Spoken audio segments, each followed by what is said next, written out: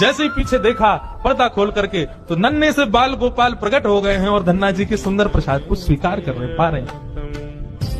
असली शालिग्राम नहीं थे धन्ना जी के, पत्थर की सेवा करते थे, लेकिन भाव और विश्वास इतना ठाकुर जी के प्रति, ठाकुर जी प्रकट हो गए। अब धन्ना जी थोड़े बड़े हो गए तो घर की गैयाएं चराने जाते थे और अपने ठाकुर जी को जेब में धर के ले जाते थे। और गैया जब चरती थी तो पेड़ के नीचे बैठ के ठाकुर जी को निकाल लेते और कहते ठाकुर जी अब कोई ना आए, प्रकट है जाओ। तो ठाकुर जी प्रकट हो जाते, धन्ना जी के साथ खूब लीला करते।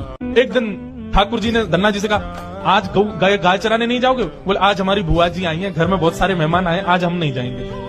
तो ठाकुर जी बोले एक काम कर, गैयान को गांव से बाहर ले जा और मोकू भी बाहर पधराया, तेरी जगह आज गैया मैं चराया आऊंगा। तो यही होने लगा। अब थोड़ी दूर तक धन्ना जी जाते, उसके बाद ठाकुर जी को बाहर निकालते और ठाकुर जी प्रकट हो जाते, गैया चराने ठाकुर जी जाते।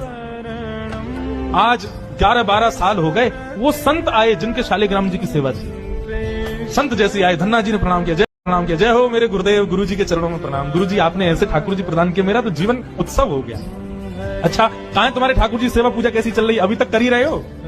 उनको लगी पत्थर है, बचपन में की होगी, अब तो बड़ा हो गया।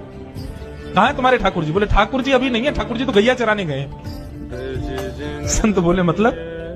बोले हाँ, मैं कभी व्यस्त होता हूँ तो मैं ठाकुर जी को गैयाओं के संग भेज देता हूँ, ठाकुर जी गैया चराने जाते हैं। संत बोले पहले तो छोटा था, अब तो इतना बड़ा हो गया, ये अभी भी बचकानी बातें करता है। अरे लाला ऐसे मत बोला करो। तो नहीं सच में ठाकुर जी गैया चराने गए। आपको विश्वास नहीं? शाम को चलो मेरे संग। गुरु जी को लेकर के वन में गया तो वन में गैया चल रही थी। बोले कहाँ है तेरे ठाकुर जी? अरे देखो वो दोहरी गैया के पीछे पीछे हाँक रहे हैं, वाकू पीछे पीछे चल रहे हैं, वाक्य देखो ठाकुर जी दिख तो रहे। गुरु जी बोले हमको नहीं दिख रहे। धन्ना जी दौड़ के ठाकुर जी के पास गए, बोले मेरे गुरु जी आए, उनको दिख जाओ। भगवान बोले उनको नहीं दिखेंगे, हम बस तुमको ही दिखेंगे, तुम्हारे सखा तुमको दिखेंगे, सबको थोड़ी दिखेंगे। अरे भैया ऐसा मत करो। क्यों?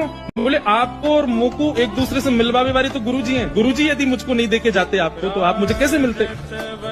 मेरे गुरुदेव हैं, इन्होंने ही तो मुझको दिया था आपको।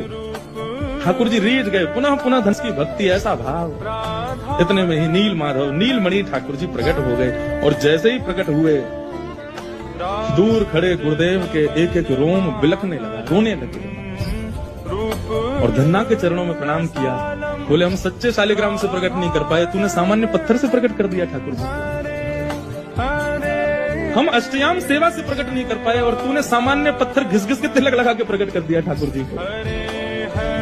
हम 56 भोग पधरा करके ठाकुर जी को प्रकट नहीं कर पाए, तू बेसर की रोटी खवा के ठाकुर जी को चटकारे दिलवाता है। तू ठाकुर जी से गैया चरवा रहा है अपनी। धन्य है।